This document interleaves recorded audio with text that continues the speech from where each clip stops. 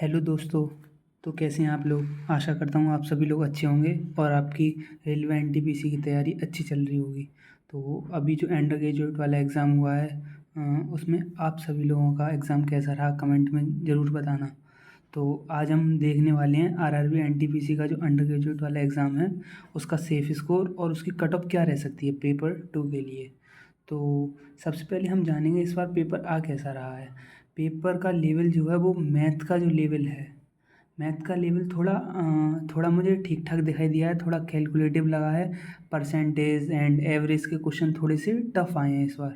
तो अप्रोक्स हम समझ सकते हैं कि मैथ में जो हमारे हम जो अगर मान सकते हैं सेफ स्कोर, तो जो हमारा 30 में से जो हमारे 26 क्वेश्चन हैं वो हम लेके चल सकते हैं सेफ स्कोर की तरफ। क्योंकि जो हमारे इजी क्वेश्चन थे वो हमारे 26 के समथिंग हमारे इजी क्वेश्चन थे, और 4 to 5 क्वेश्चन थे वो हमारे मतलब थोड़े से कैलकुलेटिव लग रहे थे।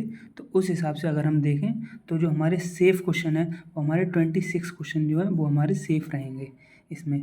और रीजनिंग तो काफ़ी इजी पूछा जा रहा है ग्रेजुएट वाले के कंपैरिजन में। अगर हम देखें तो जो हमारा रीजनिंग का पोर्शन है वो इजी है। तो इसमें 29 से 30 क्वेश्चन आप लोगों ने कर भी लिए होंगे जहाँ तक है, और आप कर रहे होंगे।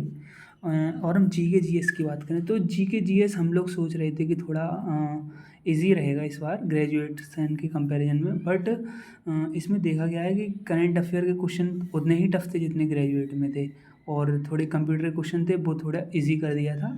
बट इसमें जो जी के जी एस का पोर्शन था वो अच्छा था, मतलब ग्रेजुएशन के हिसाब से ही था। कोई ऐसा नहीं था कि थोड़ा सा भी लेवल लो किया हो। तो इसमें भी अगर आपके 40 में से अगर आप 20 से लेके 25 कर रहे हैं तो मतलब आप सेफ़ जोन में कह सकते हैं कि आप सेफ़ हो सकते हैं इसमें। तो आप इसमें सेफ़ रह सकते हैं। तो ये जो है ये सेफ़ स्कोर है हमारा। हम अंदाज़ा लगा सकते हैं इससे कट ऑफ का। ये जो है एक एवरेज मैंने बताया है कि इतना लोग करके आ रहे हैं और इतना आप भी करके आए होंगे।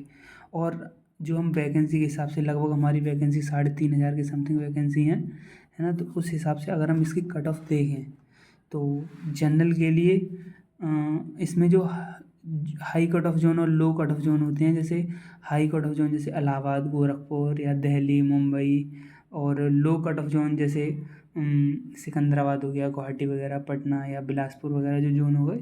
उस हिसाब से जोन वाइज आप देख लेंगे कि आप किस जोन से बिलोंग कर रहे हैं, तो इस हिसाब से हम कट ऑफ देखेंगे।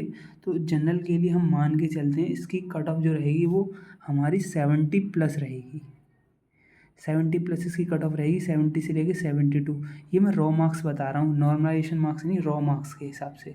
रॉ मार्क्स इतनी कट ऑफ जाने के चांसेस हैं। और ओबीसी का इससे कम मान के चलिए 68 से 70।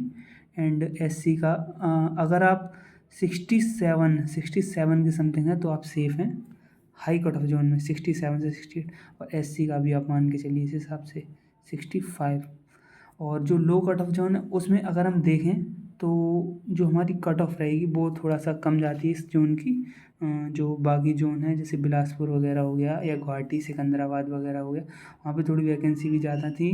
तो उस हिसाब से अगर हम देखें तो जनरल के लिए इसमें 68 रहेगा safe score low cut off zone में, चाहे आप किसी भी जोन से आते हो। अगर मान लो आप किसी किसी जोन में हो तो उसमें अगर आपका 65 है तो उसमें भी आप सेफ़ ही हैं, 62 में भी सेफ़ हैं किसी किसी जोन में तो।